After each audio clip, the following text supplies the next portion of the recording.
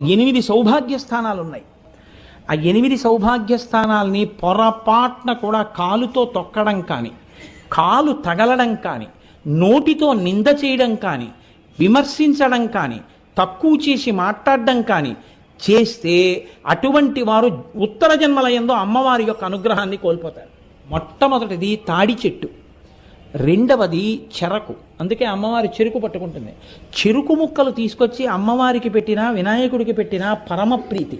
కాబట్టి చెరుకుగడ, తాడి చెట్టు, రూపుమారిన పాలు అంటే జున్ను కానీ పెరుగు కానీ. నాలుగవది ఉప్పు. ఉప్పుని ఎన్నడూ నింద చేయడం కానీ ఉప్పుని తిట్టడం కానీ చేయకూడదు. నాలుగవది ఉప్పు. ఐదవది అనుములు. ఆరవది ఎర్రటి రంగులో ఉండేటటువంటి పువ్వులు. ఇంకొక 2 స్థానాలు కూడా ఉన్నాయి. జీలకర్ర. 8వది ధనియాలు.